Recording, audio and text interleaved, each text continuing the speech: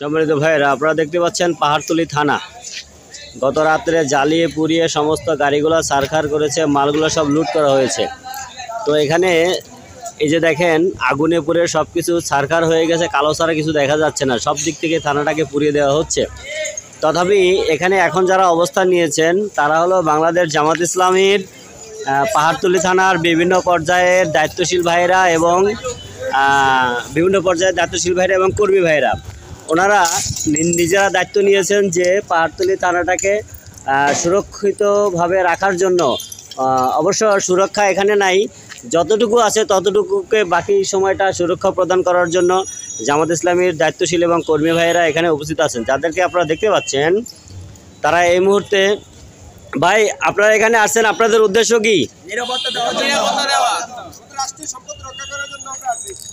যে একজনে বলেন। আচ্ছা, এখানে বড় ভাই যারা আছে তাদের কাছে একটু জানতে চাই, ভাই আপনারা আজকে এখানে কেন আসছেন?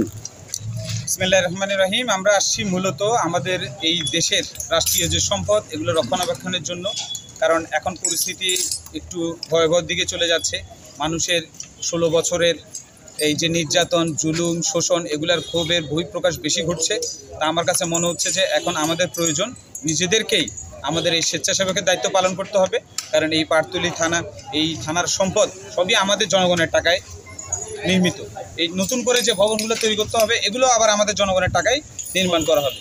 সেজন্য আমরা চাচ্ছি যে আমাদের এই সম্পদ যাতে আর ক্ষতিগ্রস্ত না হয়, যতটুকু হওয়ার হয়েছে আমরা মানুষকে বোঝানোর চেষ্টা করতেছি, আর যাতে আক্রোশ কেউ না করে। এবং এই সুযোগ নিয়ে কিছু লুটতরাজ, কিছু ছিনতাইকারী, কিছু চাঁদাবাজ, এরা সুযোগের সন্ধানে আছে আরও কীভাবে লুট করবে। এরা আসলে এখানে একটা প্রশ্ন আছে, আপনারা কি শুধু এই থানাকেই নিরাপত্তা দিচ্ছেন, না অমুসলিমদের সংখ্যালঘুদের উপাসনালয়, তাদের জানমালের কোনো নিরাপত্তার ব্যবস্থা করতেছেন? আমরা আসলে আজকেই মাত্র বাংলাদেশ জামাত ইসলামের তরফ থেকে আমরা আজকেই মাত্র উদ্যোগটা নিয়েছি, আজকে সকাল থেকে। কারণ আমরা দেখলাম যে কালকে রাতেও ব্যাপক লুটতরাজ হয়েছে, অগ্নিসংযোগ, ধ্বংসযজ্ঞ সবই হয়েছে।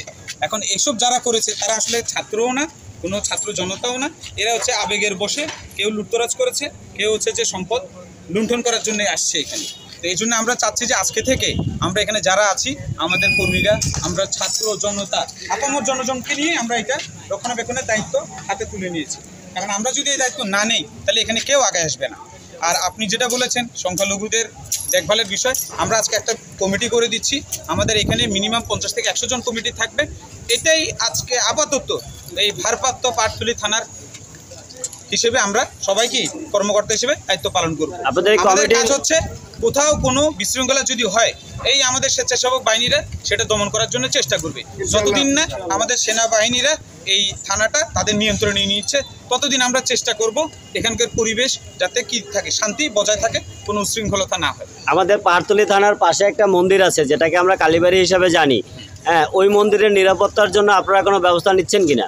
আমরা আজকে সিদ্ধান্ত নিয়েছি যে আমরা মন্দিরের যারা প্রধান আছেন তাদের সঙ্গে আমরা আলোচনা করব, কথা বলবো এবং আমাদের নাম্বার দিয়ে দিব, যাতে তারা যদি কোনো বিপদের সম্মুখীন হন আমাদেরকে কল দিলে আমরা এখান থেকে যত আমাদের স্বেচ্ছাসেবক বাহিনী আছে সবাই মিলে আমরা নিজেদের গায়ের রক্তে দিয়ে হলেও আমরা এই মন্দিরকে রক্ষা করার চেষ্টা করব।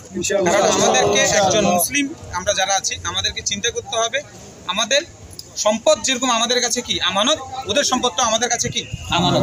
আমরা কোনো আমানতের খেয়ানত করতে পারবো না। আচ্ছা, এটা কি আপনারা যদি নষ্ট হয় আমাদেরকে আল্লাহর দরবারে জবাব দিতে হবে। প্লিজ, এটা কি আপনারা স্বপ্রণোদিত হয়ে করতেছেন, না আপনাদের সাংগঠনিক কোনো নির্দেশনা আছে? আমাদের সাংগঠনিকভাবেও আমাদের আমির জামাত এই নির্দেশনা দিয়েছেন, গতকালকে আপনারা সবাই শুনেছেন।